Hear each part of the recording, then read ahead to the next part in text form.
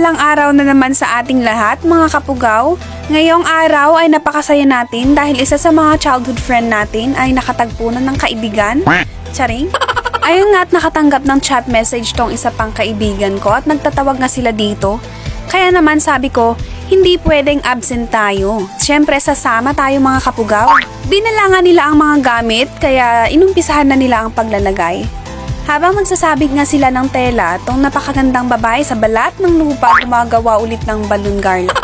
Medyo kulang tayo sa lobo ngayon. Wala yung mother and tiny balloons kaya naman aasa na lang muna tayo sa major balloons. Yung mother balloons pala para sa mga hindi nakakaalam, ito po yung malalaking balloons gaya neto. Usually nasa 36 inches, 18 inches at 15 inches ang laki. Yung madalas ginagamit sa backdrop decoration ay yung 18 inches, pero sa atin, ang madalas ginagamit natin kapag may gig ay yung 15 inches. Para sa akin, sobrang laki na ng 36 inches.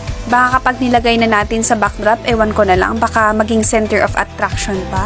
Yung tiny balloons naman, yun yung maliliit, parang yung ganito.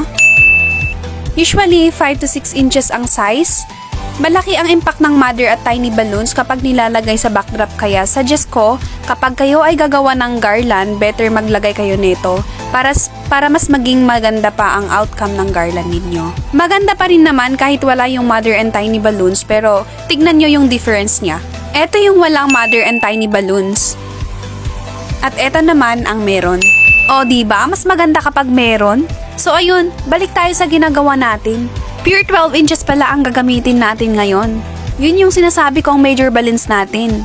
Yung kulay niya pala rose gold, old rose, gold at saka white. Ito ang available na kulay kaya ito ang gagamitin natin.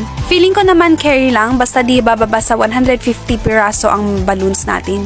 Pero syempre kung gusto ninyo ng mas malawak na backdrop, mas maganda yung balloons na sa 200 to 300 pieces mga kapugaw. So ayun na nga, feeling ko naman tapos na si ating maganda. Ilalagay na natin sa backdrop yung garland. Habang nilalagay natin ay naisipan nga nilang lagyan ng cloth ang ceiling para di pumutok yung balloons kapag sasagi sa kawayan. Ilang oras na din bago matapos yung paglalagay ng tela kaya ginabi na rin. Late kasi nag-umpisa kaya ginabi tayo. At ayan na nga, kailangan na lang ng konting ayos at magiging okay na rin.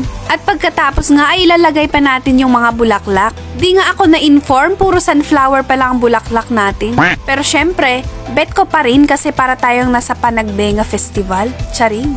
At pagkatapos ng 3 oras, ito na nga ang final look. Bahala na kayo kung magugustuhan nyo mga kapugaw. Basta isa lang ang masasabi ko. Pretty! For more video updates, please follow this page, Kapugaw TV. Thanks for watching!